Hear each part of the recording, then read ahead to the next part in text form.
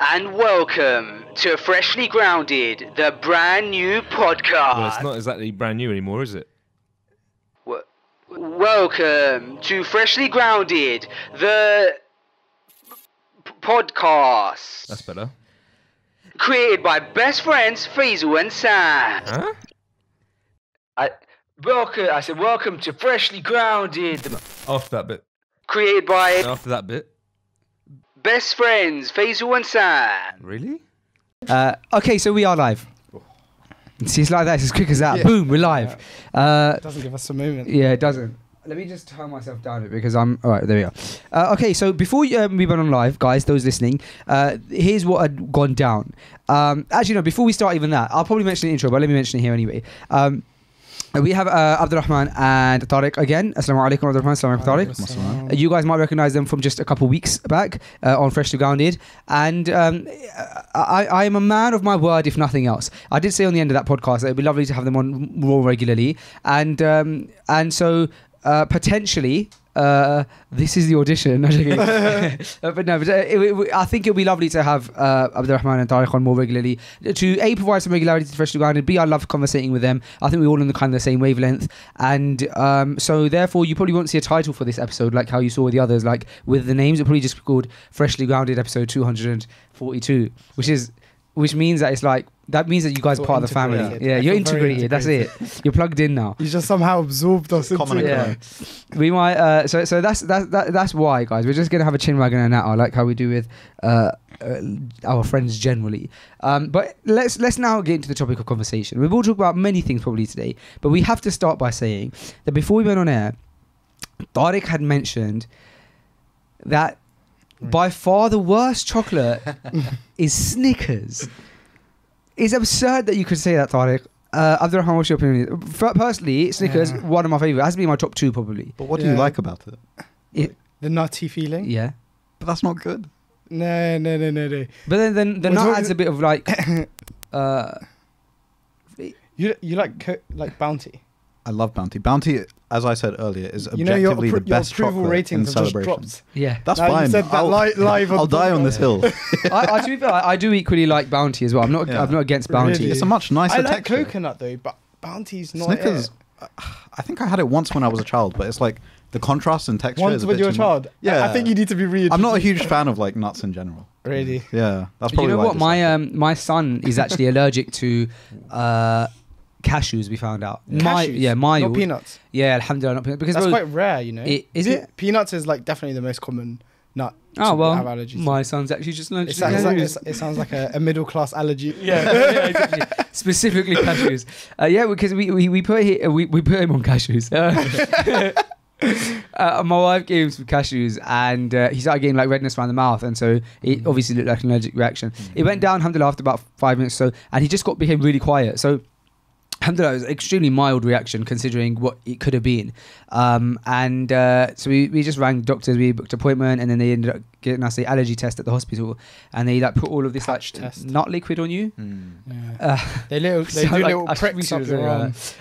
But yeah, and then he only reacted to cashew and cashew and one other nut which I've forgotten, which is a very dangerous game of roulette that I'm playing here, because I could be giving him, it's definitely not peanut, it's definitely not like anything like hummus or something, which I know sounds weird, but they did categorize it in the same thing. Wait, it's none of them chickpeas, no? Yeah, I know, it's weird. Yeah, it's chickpeas not nut. I don't know why, because I've seen it done. They do like lots of different things, and they do all the common stuff. And hummus is actually one of the stuff that they do. Oh, wow. Yeah, I remember. But they group it up with as in, they won't necessarily just do it on the stuff that you think that your child has an allergy for. They'll just do ones that are common, because they want to like capture all the common things. I mean, I've seen like, because I've been considering getting tested for a few different like allergies, because I have hay fever and I also have like dust allergies. Yeah. Okay, I have the same. Yeah, it's a nightmare, isn't it? Yeah. Do you take cetrazine? I do. Yeah. Make you sleepy. Yeah, a bit, I guess. Recently. It's classed as a non-drowsy one. Yeah. I still feel a tinge of sleepiness. Same here. But yeah, it's like the patch test I've seen on like Reddit and stuff like that. People get it on their backs. It's like their back is divided into like 24. They It's put like quadrants. they put numbers down Yeah, your and back, they literally just and like, they put pricks, yeah, and they'll drop the different allergens onto and there. they just see what has a reaction. Yeah, that's exactly what It's quite. Zakaria had done. It actually sounds quite crude now you say it like that, but it's the most accurate form. Mm. Like people often think there's a blood test that you need to do, Yeah. but this is the best. Yeah. Something that's really bugging me is that we're using two different lenses here. Like I've got the 30mm, which gives like a flat shot of me, and then on you guys we've got the 16, which is a bit fisheye. Mm. It's not extreme fisheye, but it kind of looks like a GoPro, which is a bit frustrating because you guys there's two of you in a shot. We could have gone for, but now I'm regretting it. Are we We could move closer No, yeah, I think so that you don't have to use the fisheye. should I switch it then? It's up to you. Let's switch it. Let's just for the sake You're of the expert. OCD. It wouldn't be a podcast with us if we didn't have to interrupt. Yeah, That's true. Halfway through. That's true. Okay, we're back and look at that. Oh, you guys are looking uniform with me now. amazing. Okay, fine. So let's end the chocolate discussion and the allergy discussion there because I don't think we're going to get very. The viewers are going to start dropping. I read an article recently about so McDonald's have recently made a new hiring of a new role that didn't exist before in McDonald's, and it's like the chief. It's like it's called something like the chief customer experience officer, something like that. Okay. This guy reports directly to the CEO and basically deals with three main things, which is digital customer experience, anything I suppose to do with like whether it's online support or like how the apps integrates with like actual ordering inside the store and stuff. And then lastly, which interested me was data analytics. Because normally big corporations like that would have their kind of data analysis side completely separate, but this one main guy like actually integrated into is integrated data analytics with customer experience, which goes to show that especially someone like McDonald's, who clearly is always going to try and be ahead of the game, it shows, I suppose, the trajectory is going for big corporations, which is as we know, data is everything, and we live in such a quantitative world. You can do so much with data that it makes sense. But now you have to be so multi-talented, or you can't I don't think anymore, especially in the future, you're going to be able to get away with getting a job by just being by being like a software tester. Do you know what I mean, or whatever the role is? You have to have, to the very least, if not qualifications, at the very least, experience and knowledge in fields that are just gonna that work around your field. I don't think it's gonna be enough now to be very good at one thing. And I think the hiring of this man whose name I've forgotten, it shows that. It's the whole debate about I don't know what you guys think about this, but the master of nothing, jack of all trades. Because I remember a few years ago I was like, I don't think I'm a specialist in anything, and I was like, is that a bad thing or is that a good thing? I was just wondering whether it maybe actually now, as things are going, you're right in that you have it like spreading your skill set across multiple spaces is probably the way to go, especially considering how well integrated these things are. Like if you just look at, for example, social media, and like people who are doing social media are now business men and women, and they need to have a diverse skill set to be able to do that.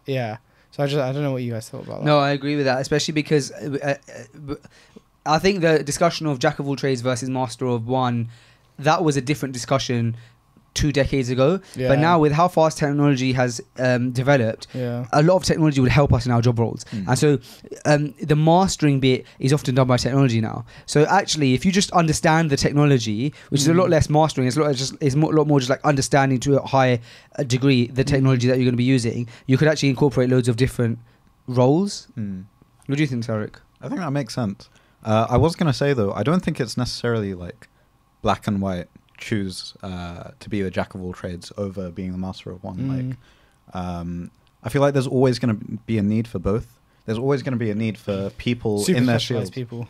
Yeah, people who have specialized in, say, one thing. People who have a PhD in something very specific. People who go into research for something very specific and don't need to venture far outside of that.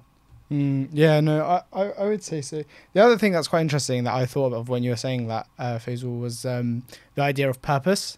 Okay. And how, like, I was listening to something where it was like, if your company or if your like business or whatever it is doesn't have a purpose, like you're gonna die. Like we're in the age of purpose. Like this You're gonna die. It's so extreme.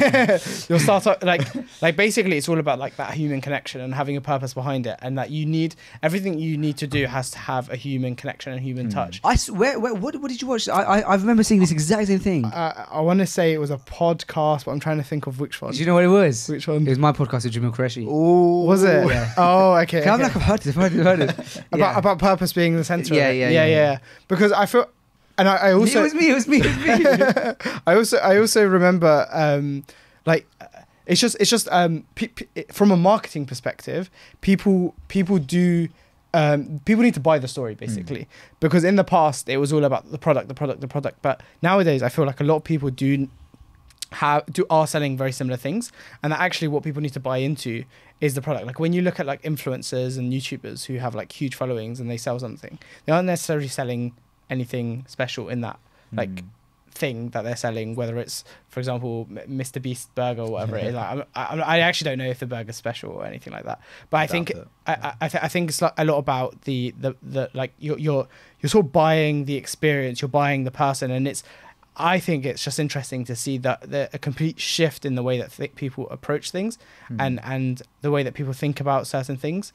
But do you think that's necessarily because having that story persuades people to buy into your thing, or is it more so that having that story helps you in pushing your product in general? Because say with Monzo, like we were discussing this, Monzo, I haven't seen the statistics on this, but Monzo I think is a lot more successful than say Starling Bank.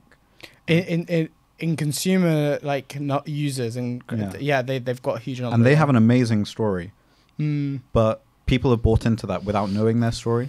But I feel it as if it's their story that has pushed it. No, but still. do you know what I really like when I think of Monzo? Do you know what I think of is how well they've been able to make their audience essentially become their ambassadors. Like, do you not think like I'm one of them? I'm one of those people who, especially early, like I would like I'd have that neon card and I'd be like proud of it, and I'd be like it's a sort of like a kind of like I'm a VIP of some sort. Like I felt like I've got this card. Do you have this card? Like it was that sort of. It was like even like sending a Monzo link to someone. Even now, like, there are people. I didn't even know Monzo. about that until you guys told me about it. I did that 2 days ago, and I was like, I had the bill, and we were about to split it, and I was like, I hope you all have Monzo. You know what? I don't have Monzo.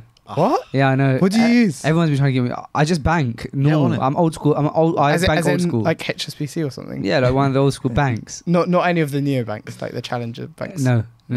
I mean, you're making your life a lot harder, you know. I mean, you're like also, even yeah. I also manually do spreadsheets for my finances. What? Yeah, it's the one thing. You're not old enough to get away with these excuses. No, but it's the one. If you guys watched my finance video on my, I made a finance video on my personal YouTube channel. It did very well actually, and it was called something like "How I Do Finances as a Muslim." And this a recent one? And it's about a year ago. Oh. And the point of the video was I used to be very bad at finances. Never grew up with money ethics. Not because it's my parents' fault, but I think my dad being a businessman, you're up and down, right? Yeah. And so I'm now like a 20-something-year-old with a wife, and at that point maybe even a child.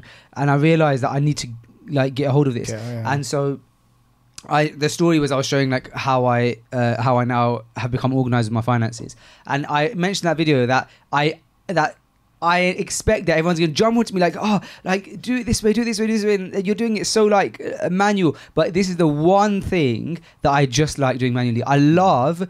It's like somebody taking notes on paper. Like you said, why? And they're like, I just like doing that. Yeah. And it's like that for me. It's like I like on the 1st of every month logging onto my spreadsheet and like literally pressing the buttons and going, okay, that's moving that. I guess it's more intentional. It's really nice. Yeah, like it is intentional as well. Yeah, with say note taking, like you mentioned, like writing on paper, they've proven that you're more likely to retain that information than say if you were to type it up. I think even compared to say if you were to write it on say an iPad or something. Oh really? Compared to that. I can imagine that, but I have heard about the typing versus handwriting things. Yeah. My going back to what you were saying, Tariq, about whether you think it's the story or what was it? It was the story or the. Is it like the story that gets people to buy into the product, or is it the story contributing to the success, like pushing that company forward? I think that in regards to the Monzo case especially, I think time and time again we've shown that there's proof in the saying that word of mouth is the best form of advertising. I don't think that will ever change. There's just something about someone you trust, someone you know, saying, "Hey, I use this. Like, you should use this." It's never going to change. And all companies can do is try and get better at using technology to do that. So that's what they do with influencers. They get when they pay influencers to promote something, it's word of mouth, isn't it? Yeah. Because you trust that person like a friend. Yeah. And the reason we watch influencers, and the ones that we watch the most, is because we feel like we're part of their family or their and stuff like that. But put that to the side, I think that the story is definitely the fundamental thing. I think when people have a story, you connect to it. It's the same reason why Britain's Got Talent and X Factor spend so much time building a story in such an artificial way. Why people feel so connected to it is because they feel like they've seen this person go through that journey. Exactly. Right? Yeah. And only then do after that, of course, yes, word of mouth is probably the biggest factor. But I think without a story, and that's branding, isn't it? Branding is telling a story. I found this amazing quote. Branding. That's good branding. This amazing quote that said that branding is the gut feeling that your consumer gets about your brand. That's like I found that to be about the most concise definition. There's so many definitions of branding, but that one was just so concise and so perfectly put and simply put that more than anything, you can say it's the story. You can say the branding is like the set of beliefs or the personality behind your brand. All of that is true, but when you say the gut feeling your consumer gets, like. When instantly seeing your brand, that is branding, that's isn't it? the thing. Like, have you heard of this book, The Power of Habit by Charles Duhigg? I think I may have heard of it. It's like the precursor. There's a lot of like the power of books, isn't there? So this is quite an old one, but in it he talks about Coca-Cola, and they go really heavy on their advertising, right? You always see Coca-Cola adverts, especially around Christmas time. But it's like or like Champions League. Or yeah. But the thing with their advertising is like they're not expecting someone to go out of their way and like buy a Coke. Through their branding, they've built this sort of like familiarity, and because they've associated it, say, with Christmas, with all their like Christmas ads and everything, it is this idea of people being more comfortable with it, I suppose. I get what you're saying. Like what I'm thinking about when you said that is like you know the little mini ads you have before like Champions League football games where there's like people who are like sat with family and they like got a bottle of Coca-Cola, and it's like I think what they're trying to tap into there is the experience in that like. Fun experiences with family, what they need is Coca-Cola. It's like that feeling, but it's not telling you that directly. It's like you need Coca-Cola. It's showing you that. It's almost like subliminal message. You know what one thing I admire about the Coca-Cola's brand kind of advertising from when they started is so being on this side of advertising, as in the side of like I don't know what you want to call it, like we're obviously a platform podcast, so we have businesses that would come from the side of we want to advertise on your channel. And the conversation that often would occur before we change the narrative was always based on ROI. Like, how do you know we get ROI? What are your statistics on previous partnerships with ROI? And it felt like we were not confident in ourselves by saying, well, for us it's not about ROI, it's about branding, and it's about our audience getting familiar with your brand and branding awareness. And even though that was so true, it feels like we're saying, it feels like how it's coming across is we're not confident on our numbers, we don't know if we can get your ROI, so we're just going to call it branding awareness. You need to talk their language, don't you? Right. And so now, alhamdulillah, we've come to a point where by bringing Cream on board, for sure, like Cream speaks with such transparency and confidence. And I think the key what we were missing before Cream came on board was transparency. Because if you say to me, what's your ROI? And I say to you, well, it's not about ROI, it's about branding awareness. You'd go, well, that's nothing to us. Like, how can we value that? I need to work out if the money I'm giving you is going to bring us more money. Exactly. Where what Kareem's done is he said, well, that's actually a formula that that's actually true. Like, we found that with our audience, it's familiarity. So when we do something over a long period of time, like we're not like, for example, Tommy Fury, who could probably post a watch and that's it, everyone's buying it. But our audience generally have a similar lifestyle to us and our guests and me, and that's where I think that's what we bank on in terms of like growing our audience, like creating familiarity. And so Kareem saw that and he said, well, I think that works, but what we're missing is transparency. And saying to the potential partner, it's branding awareness is what you'll really get out of this. And here is everything you need to know about us. Here's our stats. Here's why we are very confident in our numbers. Here's why we're very confident that we can provide you great branding awareness. Here's how it's worked in the past, and so on and so forth. And when they get that transparency, it's something that kind of can't be argued. But they almost want to push back and say, no, like, where are the numbers? Like, what's the ROI?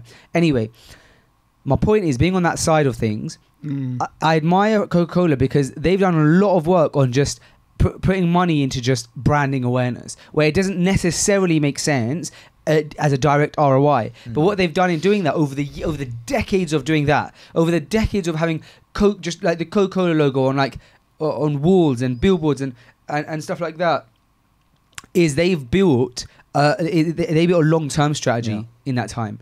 And I think that businesses right now need to learn to not only look at the short term, but look at the long term. And therefore, like you said, if you could just build a lifestyle around your brand, it might not benefit you now, but 5-10 years down the line, they're the brands that stick. The ones that you go, have you guys got a Monzo so we can split the bill? As opposed to like, I don't know, like Monzo saying, oh no, we won't create this like split bill link right now because it's not going to get us like growth necessarily, which obviously it would, but it was a bad example. But you guys get the point, right? Yeah. I think looking at the McDonald's and Coca-Cola, those, like, sometimes, I don't know if you guys ever had this, but would you ever like think, why are big companies like that still advertising? Like, you associate advertising with like introducing something that's new to your audience. And if you're Coca-Cola, McDonald's, obviously you don't need to introduce that. Everyone knows what Coca-Cola, McDonald's are. I think it's more about relevancy and keeping it at the forefront of people. Yeah, exactly. Because let's say you don't do that, right? You might not see any kind of effect on the revenue straight away. And it's like what you're saying, it's a long-term approach. But after a while, other incumbents, other like drinks will come in and they'll take the space. If you're not the one, because I can only drink so much liquid, so if you're not the one that I'm thinking about, I'm going to think about something else. So a lot of it is about that, and it's and going right back to the start. What you were saying is, what I've noticed is a lot of the bigger companies are starting to kind of bring in purpose into their story where it wasn't there originally necessarily, or it was there but they never used it, like they never put it at the forefront. Exactly. And now they are, because of the way that people think about a lot of things. I've actually got the article. I managed to find the McDonald's one, but have you guys heard that, actually, on a bit of a caveat, that McDonald's is like, I read this stat, I'm gonna try and Google it, but it's something along the lines of like McDonald's is like the biggest seller of coffee out of like all coffee brands, really? Which is shocking because they're not really a coffee shop, right? Wait, when you like say more than all Costa, Starbucks. Really? Now I'm gonna Google that. I'm gonna check that. Have you guys drank from McDonald's coffee? Yeah, it's good Never. coffee. Is it? Yeah, it's good coffee. Yeah, I've tried they do like summer. Actually, Well, Abdul-Rahman, you have to I try noticed- coffee first. I have seen that they pushed it a lot in ads actually. They just push it like, but they don't like do it's like a no BS coffee. Yeah, Like, it's like 99%. Your There was morning- a woman yeah, who sued exactly. them for like millions because I think they stored it at hundreds of degrees. Yeah, It yeah, ended that's up like, true. she suffered like heavy degree burns. Yeah, she got a big payout. Oh, millions, right? Yeah, it was. I Yeah. remember reading the article. as in she spilled it on herself. No, they spilled it. No, so Actually, she did spill it on I think she was herself? in a drive-through. She ordered the coffee and it spilled in her car on her Yeah. lap, but it gave her like Oh. third-degree burns. Yeah. And it's because they were making the coffee. So now there's like limits of like the temperature and How stuff like hot that. It was is just like really expensive. But why would it need to lesson be for that them. hot? Just so they could store it for longer? Or? No, because they It's just a I think machine. they steamed it hot. Yeah, so it was just, I suppose they just didn't have they didn't have like a standard temperature control. So whoever's making your coffee, someone might be steaming it for longer because they're busy or they're distracted. Whereas now probably there's like a meter that can detect like an actual. You have to keep your eye on it. Yeah. So the article, it says this. I'll read it out to you guys. So this is about the customer experience guide. Where's it gone? It says McDonald's taps company veteran as its first global customer officer. So that's what it is, global customer officer. McDonald's announced on Monday it has tapped company veteran Manu Stagart, I hope I'm doing that name justice, as its first global chief customer officer. So there's a new role for you guys to jump in on, pillars. A GCCO. You guys, have you guys got a GCCO? We do. We share it between McDonald's. us. We're everything at the moment. In its latest step to improve digital and in-person customer experience. In his new role, which starts August 1st, so you guys still got time to get in there first, he will report directly to CEO. He will report directly to CEO Chris Kempczynski, and serve as the head of newly created customer experience team, marketing, data analytics, and digital customer engagement. And McDonald's new loyalty program will fall all under his purview. So, they're the things: marketing, data analytics, and digital customer engagement, as well as the new loyalty program. And then I think it was a CEO said our customers should be able to move seamlessly between the in-store takeaway and delivery service channels, so we can offer more of a convenience and better personalization.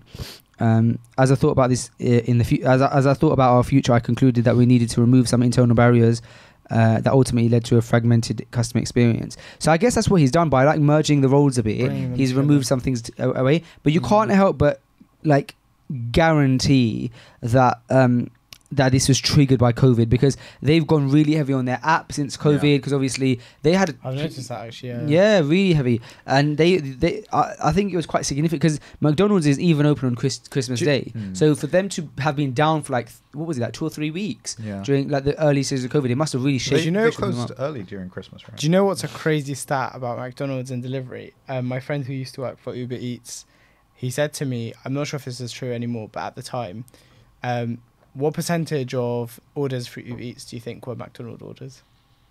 You're going to say something ridiculous, It's like so hard to say, 70% or something, right? 80%. Oh my god. That's so high. To be fair, the 80%. amount of times If they didn't- I've and just they- and they- randomly wanted a McFlurry or something. From Like my it. whole family have just ordered McFlurry. But they had an exclusivity clause.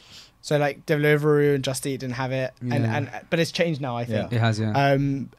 And yeah, they were basically like living off McDonald's. Like if McDonald's didn't exist, imagine losing 80% of your business. Well, imagine crazy, trying yeah. to be in the boardroom during that discussion when you're trying to convince McDonald's to go with you as opposed to your competitors. But That must have been really difficult. It's the same thing with Apple and Google. So you know the default search engine. Do you know that Google pay Apple every year? Like, I'm sure it's in the billions to make sure that the default search engine is them.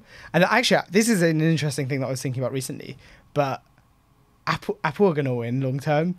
Just from, I know this is very, very, very off topic for what we were talking about. But when you think about it, all Apple need to do is sit back. They get paid by Google to have their search engine.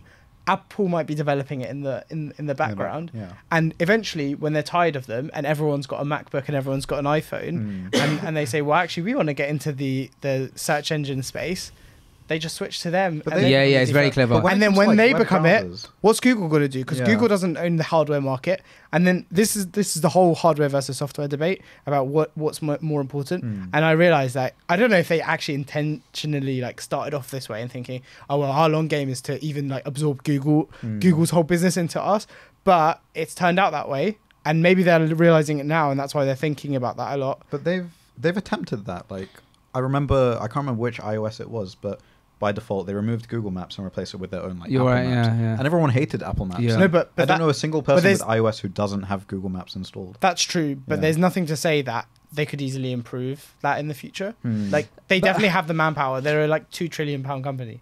They're like they've got tons and tons, and they have like 100 billion cash pile. But then in terms that they of, like, announced a few search days ago. Do you know how they do that? Yeah. Have you heard about the method as to how they how they pass so much cash? I've seen a YouTube video on this. Oh, you have, about the island thing. What's this? Yeah. I like a while back, but I have seen it. Yeah. So how it works is basically, I'm gonna hopefully I do it justice.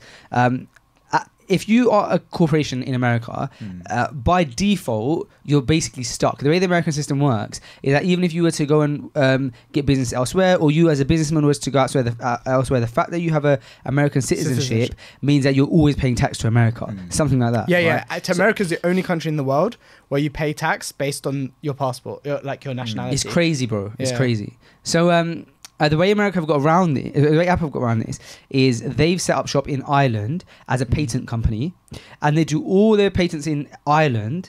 And then what they do with Apple in America is they pay a rental fee to their company in Ireland and rent. They hire the patents instead of actually owning them themselves. Google are doing something very similar now, aren't they? All of them. Listen to how crazy Yeah. this is, though. The story gets even funnier.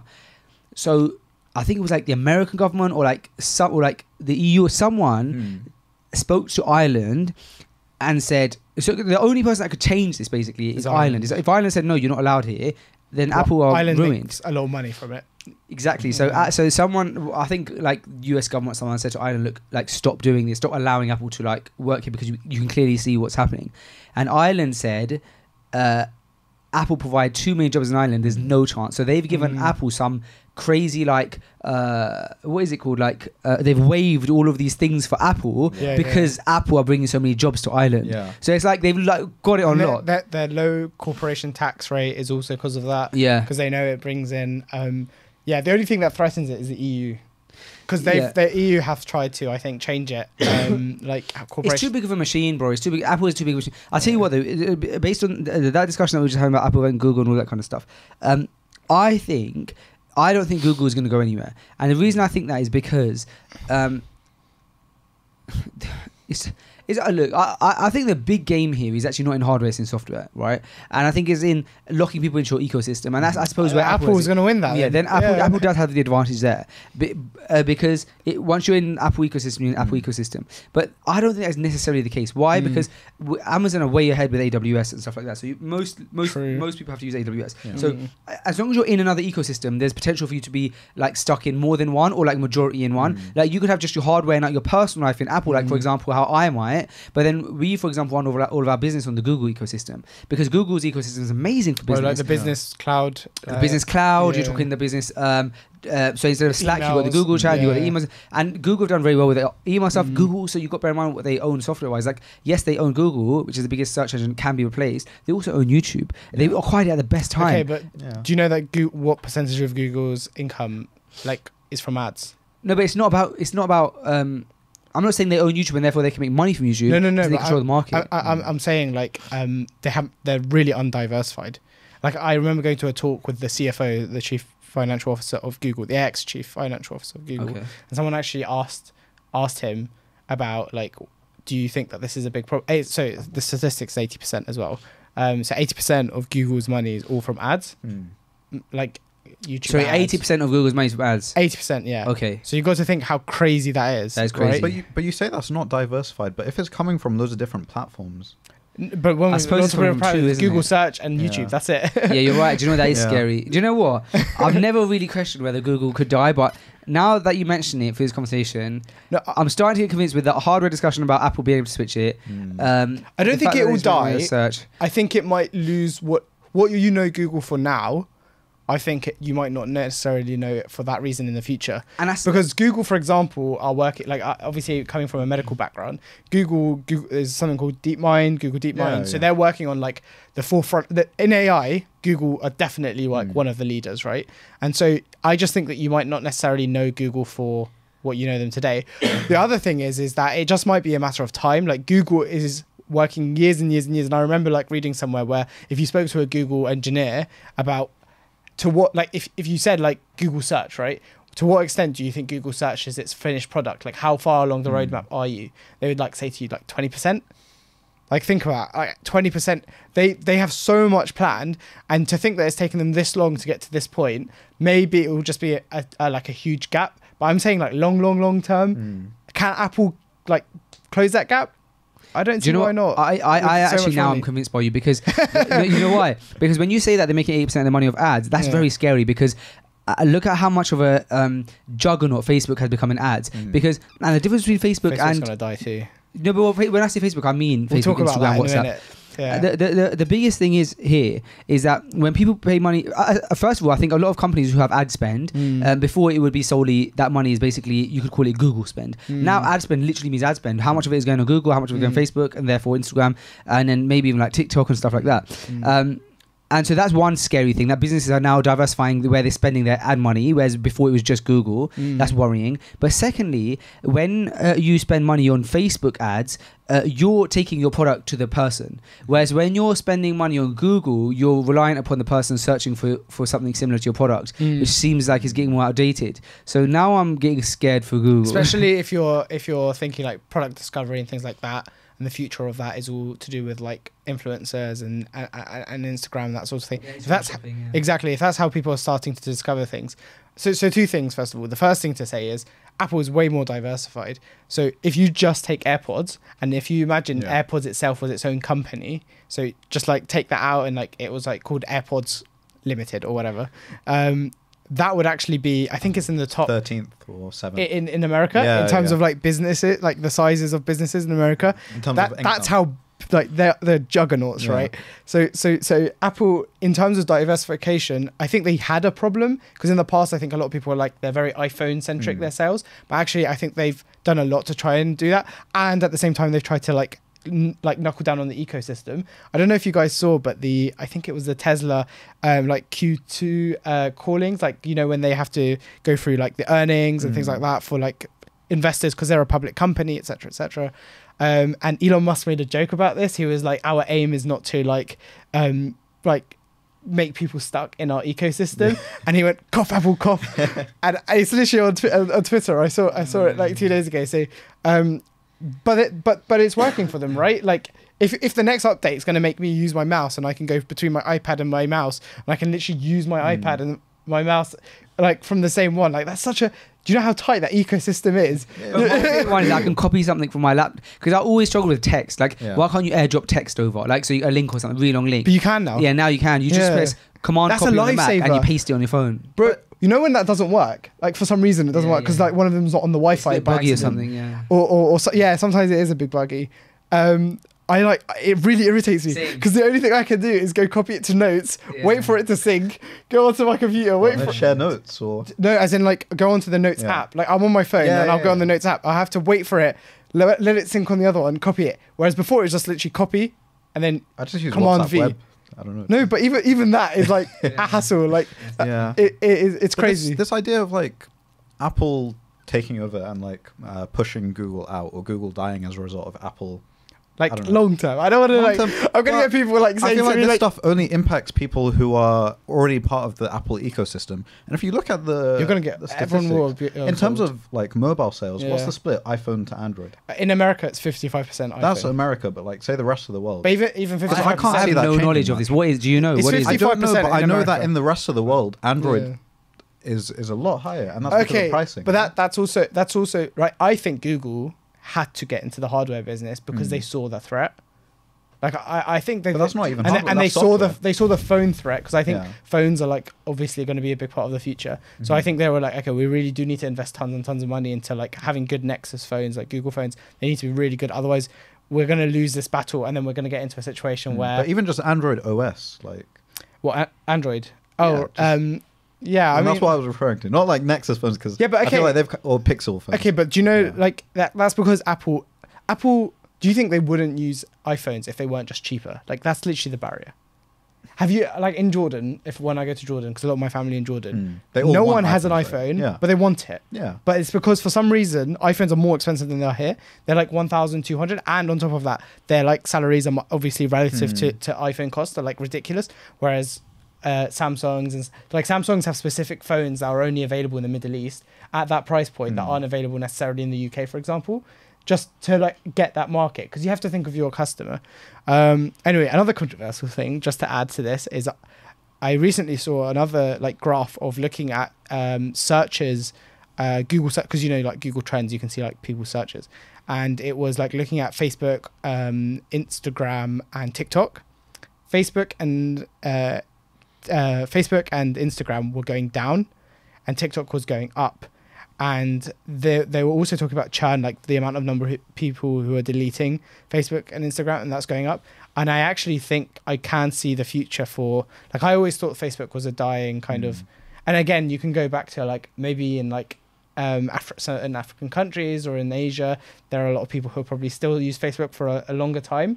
But I also think that TikTok is going to eat them up. I disagree. And there are updates. I feel like happening they're to way Instagram. too different. Yeah, platforms. agreed. It's too gimmicky. The audience is different, but also, bro, like, okay, if you look at Facebook as a platform, yes, you might be right.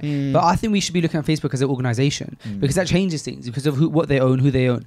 First of all, there's what they own in terms of the apps. The obvious ones that we know is obviously Instagram and WhatsApp. But then secondly, and I know obviously there's that big privacy thing with WhatsApp, but secondly, which I'm sure you guys are well aware of. But secondly, think about the stuff that they own that we don't know of, or like the IP that they own, or the code and stuff that they own. Yeah, okay. Patents. So then, when you look at Facebook as an organization, they're very powerful. It's not hard for Facebook to like acquire. We should look at these organizations how we look at football clubs. Like they can just during the transfer window, they can just acquire a footballer just like that. These big organizations. I think what's scary about Google, Apple, Facebook is not the platforms that they own. One question I have for you guys, I would like for somebody to explain to me like I'm 5, because I've never known the answer to this. iPhone, their hardware and their OS are synonymous, and they have it all in their ecosystem. Android can be used on Google phones, can be used on Samsung phones, Can be used in HTC. cars, So fridges. what is Android? Is it just like an open source Is it like what WordPress is for web? Like, explain to me like a very so basic level of. I don't think it's open source. I could be completely wrong, but it is literally just a case of like any company can use it for their hardware. Is it owned by someone? It's owned by Google. So, By Google. yeah. Google own Android. Yeah, Yeah, they yeah. created it. Fine. Yeah. Well, But that makes sense the- as to why you guys talk about iPhones and iPhone versus Android, yeah. because Android's owned by Google. that makes sense. But because when you guys talk about iPhone versus Google, I'm thinking, well, Google's phones were never successful. But Yeah. when you say Android, I'm Yeah, like, I was not Google's talking about, phones like, are Pixel. becoming a bit more popular, I think, right? They were for a period, and I feel like they're dying down again. how Like, does the camera is business very work good. between Samsung? Let's say for two things. Let's say Samsung want to start create a new phone. Mhm. What is their relationship with Google? Do they pay them a fee on like a recurring fee, or like I would assume how there's, does like, that? licensing? Fine. And then Yeah. secondly, why don't someone like Samsung? Why has nobody done what Apple's done, which is create their own operating system? Because I feel as if one, that's a big hassle. Like, it is a lot easier to just use what's already been created rather than Yeah. invest into, say, research and development and create your own software. But also, say in Samsung's case, I can't remember the name for it, but it's like they take Android and then they add on whatever they want, like on top of it. It'll be like it's a sort of Samsung version of Android. Yeah, it's Maybe, like Android is the backbone. They'll have their own widget. Like, yeah, exactly. Yeah. Maybe they have an open source copy of it. so but has I'm not anybody sure if ever it's- tried to? Has anybody ever tried to convince Google for exclusivity, like with with Android? Type of phone. So like LG, Samsung, maybe they've tried, but I HTC, can't imagine. No, it being but you know the successful. Chinese company that got banned from using. Huawei. Yeah, I think they Hmm. got banned from using Android, and they developed.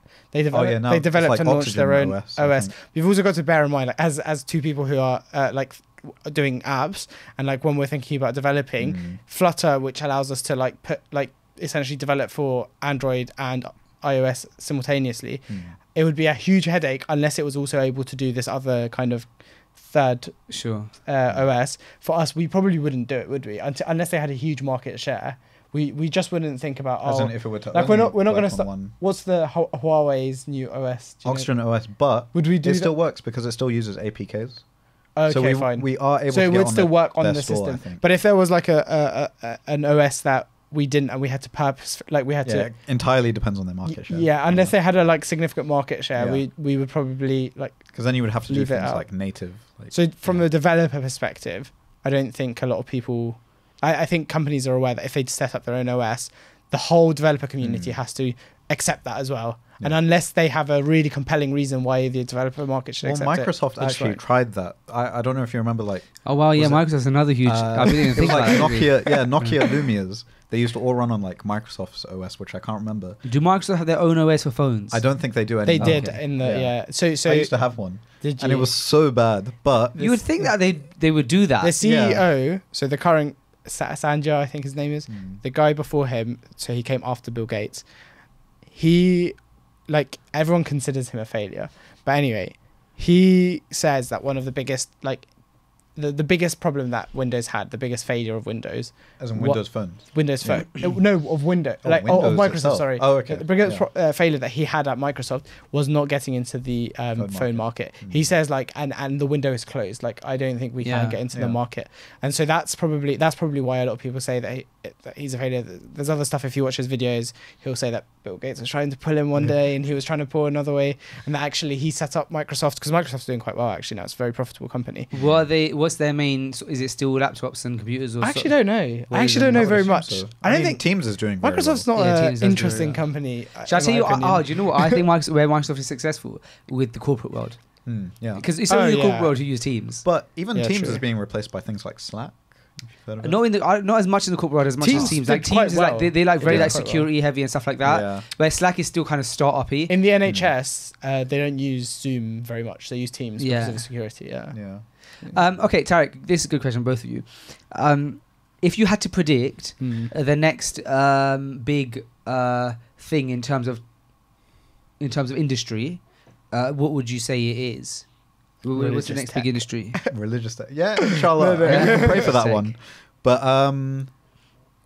I suppose that if you ask this question like even 2 years ago, then Are you talking everyone about would say- industries or like companies? Because that's like quite Yeah, quite it's difficult to broad. answer. I suppose if you say industry, I was going to say that. But if you asked that question about 2 years ago, everybody would answer fintech. yeah. I really love fintech. Yeah, fintech's amazing. But I wish I could get into fintech. If but I was I'm not if we were doing intellectual pillars, enough. I'd want to do fintech. I'm not financially intellectual enough to do fintech, although you don't have to be. I guess there's no- you just there- hire. We can I ask have to come pillars with an I idea. don't. I and just don't like how Muslim fintechs are. No. Let's move on. Controversial. It might be a conflict. No, I'm joking. Okay. Have you?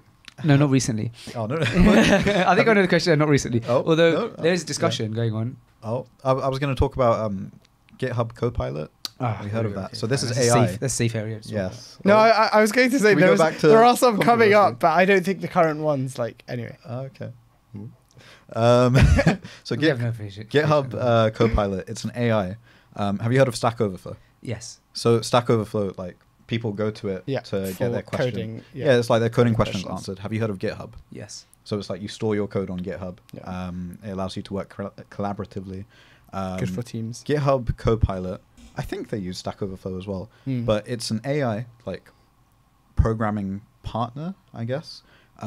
You'll give it a description of what sort of function or what type of code you want to write, and it will pull, like using machine learning, it will read through GitHub, look for similar pieces of code in other people's work, and write it for you.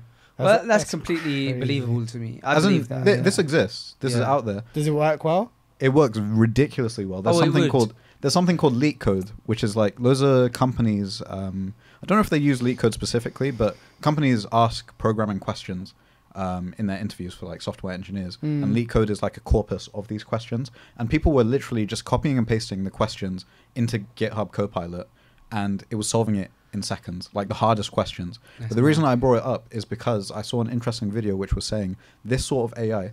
Like GitHub Copilot, I think maybe Microsoft or some other Sounds company. like GPT-3 stuff, man. It uses GPT-3, but it's like I think Microsoft acquired Stack Overflow, or some company acquired Stack Overflow, and they want to do a similar thing. And loads of companies. Oh, sorry, no, it's Microsoft that owns GitHub. Yeah, I was about to say, Yeah. I was like, GitHub, yeah, not Stack Overflow. Yeah. But loads of companies want to move in this direction of offering this sort of AI and replacing their developers with this sort of AI. That's what's scary. That's what's really That's scary. very And scary. instead of hiring developers now, they'll hire people to just nudge these AIs in the right direction just and like maintain tinker them. them, yeah. I think that's the next big thing. Yeah, actually, I'll actually refine my question down because I remember what triggered that thought. And the question, what triggered it is when you said that Microsoft said that they missed the boat with phones. So based on that, because that helps refine the question down a bit, what would you say is like the next big thing that like these big corporations shouldn't miss out on? I guess. I suppose, and again, like it's silly because I suppose that like instant answer is AI, but if we can refine down more, 'cause it's obviously AI. That's a hard question. It is a hard question, isn't it? What would your guess be though? I don't have one. What are you thinking? I'm really stuck. Yeah. As in something that like big companies should get into. I suppose so. I If you're Facebook right now, what would you be looking to acquire? No, I was going to say like Google, I think have a very long term view. So like just to go back to like I don't want to sound like I'm contradicting myself, but Yeah, exactly. when I was criticizing or not criticizing, when I was like saying like I don't think I think the products will I don't want to say die, but I think the products might not be as popular in the future as they are. I don't think the companies are going to die because I think the companies are already thinking about like their future. Yeah. So like for Google, whilst I think that in the future you might not know it as a search engine company, but I still think they'll be relevant because I think like for example going back to what I was saying about Google DeepMind, and like Google is like very very very advanced in its AI kind of frontier, and they're like basically like at the kind of bleeding edge of like that technology. I think like for example being able to ask a medical question for example and get a very very good answer straight away, that sort of stuff, Google's definitely working on that sort of stuff. You can do that. Automating for example breast cancer screening, imaging. Yeah, There are you're companies right. working on that. Or like from a medical, because it's interesting how like they're working on the hardest stuff already. Like there are so many things that can be automated, but they're already working on the people like tech, automating tech, or like at least kind of making tech easier. And they're also thinking about medicine, which is very like obviously a very specialized and like skilled area. And they're thinking about how can we kind of get AI to do this and go over it. The question should really be is to what extent can AI completely take over? And that's the big like scary question. And it's like Elon Musk's sort of like everyone universal. Or we can get into this discussion. I but- think it's inevitable that it can take over everything because I remember reading like humans can't comprehend the idea of like exponential growth. And think of 10 years ago, like, would you imagine that tech would be where it's at now? Yeah. I agree with you. I say like the next 10 years will be like the last 30, 40 years in that sense. I agree. Yeah. And it will keep going like that. Don't you find it interesting that, for example, by the way, I was going to say that there has been I believe there's been a time where the big corporations got it wrong, and that was when everyone kind of put all of their eggs in the basket of like the Oculus and the Google glasses and stuff like that. And I think really it was worked out. early. I think it's early. You think they were too But early? Google Glass think was it's never too meant early. for market, I don't think. It was just... well, why would they create something if it's not meant for as in market eventually? they're still doing things with it. Fair enough. It was just... Like, they weren't... Or maybe it was made for market, but they weren't intending on selling it Fine. early on. But that's when also, they started. that's also putting it what I out. think about a lot of Google Yeah. services that they have is like, I can't see like something that my brother uses for his project is Google AI service for like essentially doing machine very difficult stuff that your computer wouldn't be able to handle, but in the cloud, like in Google's like servers or whatever, to be able to like do the like very computer heavy processing. I think that sort of stuff where like everyone like machine learning and AI has been democratized, that I can like just easily do like It's very accessible. yeah, it's very accessible to everyone, and it has a nice user interface that I can like kind of apply that to whatever I'm doing. All of that sort of stuff.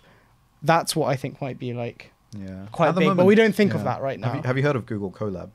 Colab. Yeah. So that's it's very similar to what you mentioned. It might be the thing. it probably is the thing. Yeah, Actually, I'm not sure. You Is- need to ask him. in terms of UI, it's terrible. It literally looks like Google Sheets or Google. It might Docs. not be that then, because when I looked Yeah. at it, the UI was Look quite nice. Yeah. Okay, but yeah, it allows you to run your code, like say in the cloud with their cloud GPUs. Oh right, fine. So we were using it in our machine learning module, and it is very efficient. It is very Actually, good. Yeah.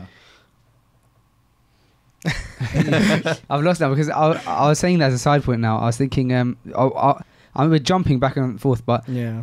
do you know what's so funny about jumping back and forth actually is that I've actually got the article here about McDonald's coffee, how much they sell. It's We're going back 11-year-old. to it now. It's an 11-year-old article, and it says McDonald's sold 84 million cups of coffee over the last 12 months, more than Costa at number 2 and Tesco at number 3 because of all their cafes.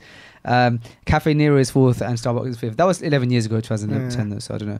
Anyway, what you mentioned about medicine, it triggered a thought now. I thought it's true because everybody would like, for example, the ability to have their, for example, to have access to scan themselves at a very cheap price whenever they wanted for stuff like cancer, right? Like testicular cancer or breast cancer, which are obviously the two most common types in men and women, respectively. So it's actually made me think that it's so realistic that very soon we'd have the ability to do that, while right now it's very expensive to get that done privately. And if we can look at a microcosm of that by just looking at the COVID tests. Yeah. Because I remember when, about a year ago, so then it came out that you could get this, like they were talking about, is it possible to do like an instant test within 15 minutes? And they're like, maybe not. There is Like a the company science have that's to figure doing out. it. There is a company. No, they exist now. No. You can get it for free now. As in, there's one there where like you can get it. My negative result. Everyone. No, but there's like a company where you can get it like straight away, and it's like, because you know that one's like got like the sensitivity of Wait, it. when you say straight away, As in like immediately, like you do this like swab and you get it immediately. This one you have to wait 30 minutes, right? yeah. Well, my point being, Like that one's like sort of like, imagine like how he's taking like your temperature, like that sort of speed. Oh, okay. oh wow, that's But amazing. I'm not sure if it's like market of it. Yeah. My point being is that last year it was at the point where governments were thinking, is it even possible to do it within 15 minutes? Yeah. And it's gone from that to then us realizing that, oh, there's something that exists called lateral flow test that you can do in 15 minutes. And I remember Googling this, and only private companies would sell them because I was trying to get some for Freshly Grounded so that we could start doing episodes in person again. This was last year. So this would have been groundbreaking for us because we could have like very Carried early on. started doing them. Yeah. And it was like one kit, so one of this thing was Like about 99 about 30 quid, 30 quid. Oh man. And a box of like them, which I can't remember how many there were in it, but you're looking at about £2,500. And now you get the people are throwing that at you in the masajid, in the chemist. People came to our house to give us boxes. Yeah, Really? in Boots. Yeah, and they've got it in the office now just to take. Even in You can Boots, order like them they're home. if you go into Boots, like they're like at the like handing them to you, like please take them, and it just goes to show. It's that actually an ad shows so many things. Yeah. It shows from a business standpoint that there were some short-term winners there who probably made loads of £2,500, but then that business plan would never have lasted. But it also shows that what at one point is so exclusive and expensive can very quickly become the norm. And so I can imagine, like you said, that happening with the medical field, because the medical field is something that I suppose the consumer, the day-to-day person, hasn't actually got access to self-tests and kits and stuff as much as other industries. But like that's the way it's going. It's definitely going that way, like that you can like access it like you can access food in a supermarket. Like you can, like, I don't even know if you guys remember the Theranos. Yes, Elizabeth Holmes. Yeah, so the whole idea of that, they literally Have you heard of this? I haven't, no. Oh, it's okay, amazing. let me give you a quick. So this is a scandal actually that happened in I think Silicon Valley. It started right. Yeah. The idea was like you can do this like finger prick like blood test, a bit like how you do like the CVS diabetes and CVS. As in the American, I think it's like pharmacy. Oh right, yeah. So you can get this finger prick test, and I think it's Walmart's as well. You could do it at, and the idea is like just a drop of blood, and it will tell you like all the like that you're like all these diseases, all these health problems, like, and it would be like a miracle, and like it's very like high tech, like very easy, very accessible. Everyone can get access to it. And sorry, is this something that exists or is it a theory? no, so she raised a lot of money. Fine. And then She it turned became a out billionaire. that she became a billion for a very short period of time, I imagine. And then she got found out that none of it was actually like legit. Like this technology just doesn't exist. They were faking results. They were She's faking just it. telling a story. They would claim that their machine is taking the readings. And everything. They'd claim that they'd But like. Sounds in like reality, they that would sounds have like the the kind other of thing that Netflix machines. would love to do a documentary on. I mean, They probably have. Have you there, heard there are documentaries on YouTube. A lot of them. I Cold recommend Fusion? Cold Fusion. Yeah. Cold Fusion. It definitely has covered Have that. you heard of Cold Fusion? No, It's one of the best YouTube channels ever. really. It's like he's very informative. He knows Yeah. what he's talking about. He makes very interesting Wow. videos on these sorts of things. Yeah. Um, Actually, now you say it, I don't know why Netflix hasn't done it. yeah. But I'd you know have what watched it goes it, to but- show though is that I think that stuff like that will exist at some point.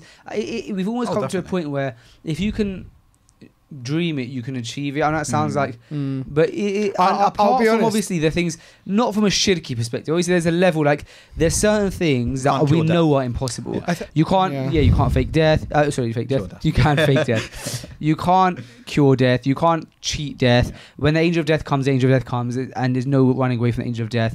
We know that you can't create life in a lab.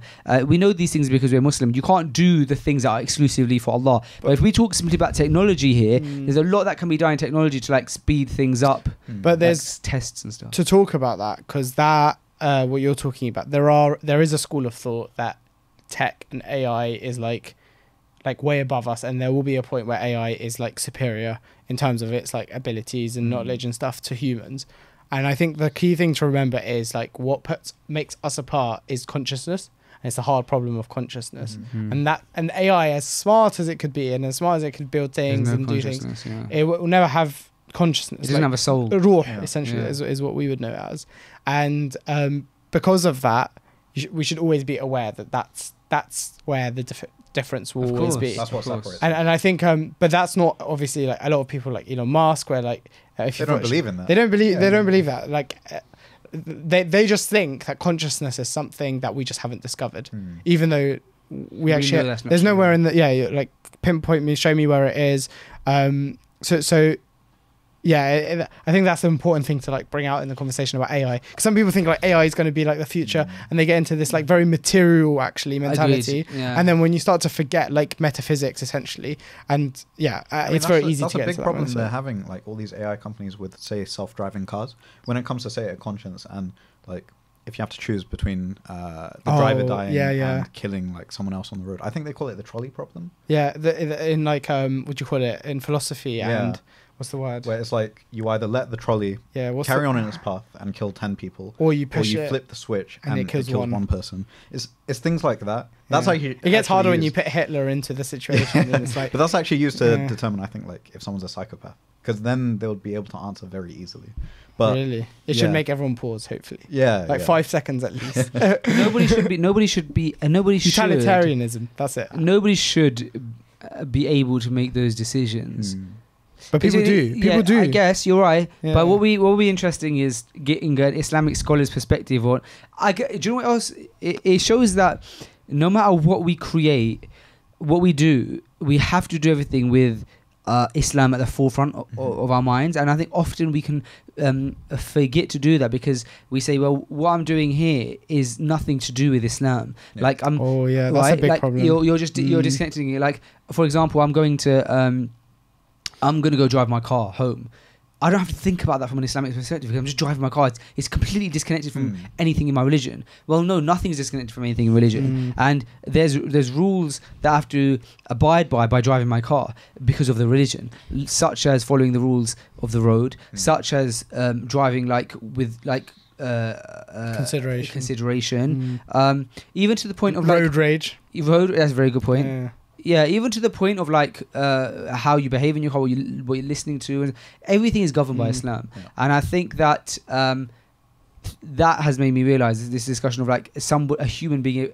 Ultimately, it's a human's decision as to how they code this thing to decide who dies. It's whoa, if that doesn't show you, we have to go get a scholar. Is it worth us creating this technology? Are we allowed to make such a decision, or is this where we've gone too far? I remember when we had Mufti Munir on the podcast, he said something that was just profound, man.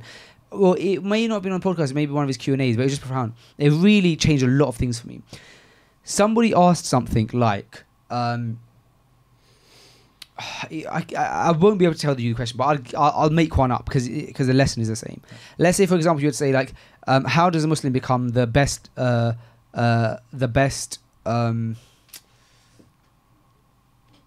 biggest coffee shop in the world? How does a Muslim make the biggest coffee shop in the world? Then because by becoming the biggest coffee shop in the world, that would mean that you'd have to compete with the likes of Starbucks, Costa, etc. Which means you'd have to at some point do something like sell ham or something unethical. Something that's un-Islamic, right? Yeah. If we thought about it for long enough, we'd probably find a better example. But it was his response that was amazing. He said, yes, a Muslim should try his best to achieve really high results, right? And change the world and create big companies. And perhaps there's even some leeway in not the Islamic ruling of things, but leeway in if someone was to look at this specific situation of how a person goes about certain things. Obviously not selling haram meat and stuff. But then he said something that was profound. He said, however, the Muslim should understand that because of his Islam, there are just some things that perhaps he can't do. Perhaps he just can't create the biggest coffee shop in the world, for example. And he should be okay with that because his goal here is to be a Muslim. Sometimes we get so obsessed with changing the world that we forget that maybe Islam. Yeah, maybe that's just maybe there's only, he said there's only so far you can go. And that really changed things for me for Freshly Grounded because I think I started thinking I was thinking about things like, how do we get Freshly Grounded? We've reached a point where we've numerous times hit number one on the charts in our categories, right? Whether that's in religion or we got quite. I think we've got top 10 or even top 5 in society and culture, which was a big one for us because that was a bit broader. But how do we become a constant top podcast in the mainstream? That's what I started thinking. Or how do we appeal to mainstream brands? At the time we were having conversations with Unilever and RB and stuff like that, and they kept becoming obstacles in the way of getting partnerships with someone like Unilever. So I think that was my mindset at the time, and when he said that, it made me think, you know what, he's right. Maybe there's only so far Freshly Grounded can go, and maybe that's fine. Maybe we don't have to be known by the whole world. Maybe we are able to help a certain type of demographic. We're able to be an industry leader in a very small industry. Maybe be able to be the big fish in a small pond.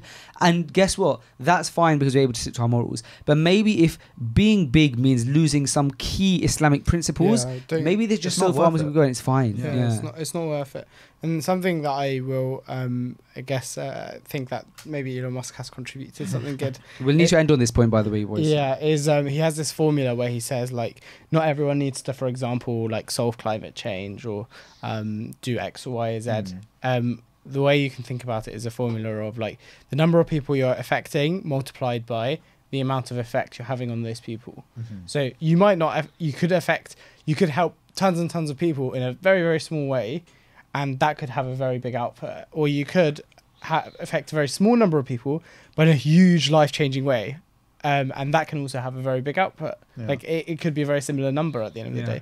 And so I agree with you. I think we're I think it's the obsession of like quantity and numbers. Like we're obsessed with like having like being the best, even- being the biggest. even for earning the us, most. right? I think we need to like always be careful when we think about the app. Is like we don't fall into the trap of just thinking, well, we want to just get more and more numbers and thinking about why do we want to get to that point, right? We want to think about like how we can actually best serve the community that we already have as well. And you can very easily neglect actually what I you're think it doing. comes from constantly renewing your intentions. Yeah. Yeah. Why are we doing? Constantly asking But yourself also why. being accountable to each other is another key one. A good point. Yeah, It's amazing that you guys have each other as like accountability partners, because that's where you'd really need that. yeah, exactly. I mean, on that point, like, I can't remember if I mentioned it to you, but like, after I read, no, I think I did mention it on WhatsApp. Go on. But after I read your thing, the message that you sent to someone who was going to help us with marketing, Oh yeah. on like the idea of super users opposed to Oh yeah. like not focusing on just growth, getting as many people as possible, and focusing on making the experience the best as possible for the users that we have. Yeah. And Making them feel as passionate as possible. yeah, about it was what like we're quality building. over quantity, And and I I feel- really respected that. Yeah, I feel like it's all about like what, like I'm sure you have the exact same like thinking when you're thinking about freshly grounded, and it's like you're like what we've realized is we're not optimizing for the biggest numbers. We're optimizing for sort of the best users, if that makes sense. We're optimizing for the people who would really feel passionate about what we're doing and actually feel part of our team. Yeah. And if you do that, like that becomes secondary actually to the first part. And also you have a better community around you. You end up doing something that you enjoy more so. You're not completely disconnected from the people that you're like building for. And I think long term, actually, it's the more healthy approach.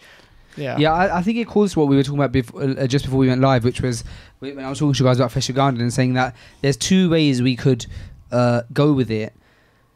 One is trying to quickly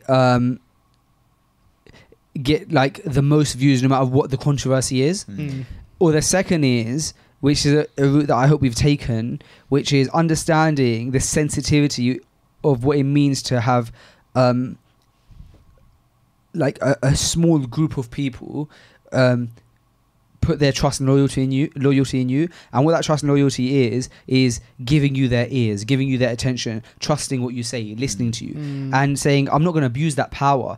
And it's hard to say that because you go, all of a sudden I could like sell loads of stuff to them, or I could just increase it by It's very looking easy for to take drama, advantage. right? Take advantage of it, but it's so much more rewarding when you're able to say, okay, like alhamdulillah, from Allah, if it's from Allah that we've got this, we've built this community, what can we do to protect it, to serve them best, and sometimes what that is actually steering away from some of that like controversy or what you would deem to be like good for numbers and stuff, and sticking to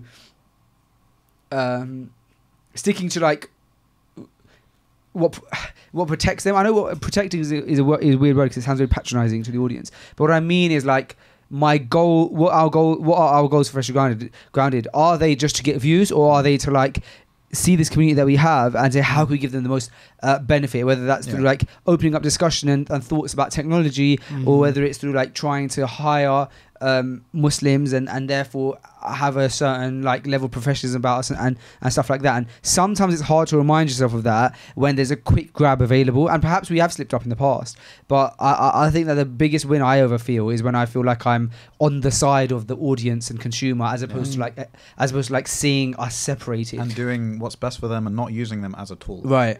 We've actually actively done that. We've held back from certain opportunities of marketing and growth and pushing our app on certain platforms where we know that we could potentially get thousands of like downloads, because we think there are certain things on our app that specific kind of audience would want to see before we post it.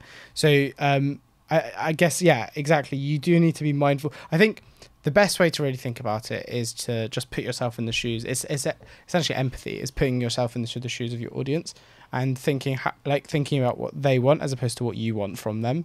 And then if you work it out that way, you actually find that things work themselves out pretty well actually in the end of the day. Guys, it's Maghrib in about 2 or 3 minutes, so we'll pray here together now. It doesn't make sense. You're going to miss your match. Yeah, and it's fine. I've got football. So those of you who are seeing on camera, I've actually been wearing goalkeeper trousers this entire episode. You can see that padded trousers because I've got football after this. and so I was going to shoot and pray Maghrib there, but we'll catch it here. So thank you so much, boys, for jumping on this episode again. Let's do it. Let's do it again soon. Inshallah, very soon. Guys, if you like these kind of episodes and you love having Abdul-Rahman and Tariq here, do let us know. And so we can carry on doing it and have more episodes. I love these conversations, but I think it's just because it's like really what I spend all my time like reading. Like when in my like free time, like always just like just catch up. Yeah, exactly. So if you guys would like to see more of this, let us know. Inshallah, we're planning to do this like at least like my ideal thing would be like at least like once every like at the very minimum like once a month or once every 5-6 weeks or something like that. If you guys are down for that, so I was like, I'll be down for weekly if you want. Yeah, for sure, man. Like, so let us know, guys, in the comments what you guys think, and I always appreciate you guys' time because I know that you guys take time out for this. I know Tariq, you live far as well, so I really appreciate it. And Abdul-Rahman, we're gonna get you onto coffee. Yes, inshallah. I really don't want to. Okay, we're patient. We'll have patience with it. Yeah. All right, guys. This was Special Guided episode 242. Thank you very much for listening. We'll see you soon. Assalamu alaikum wa rahmatullahi wa barakatuh.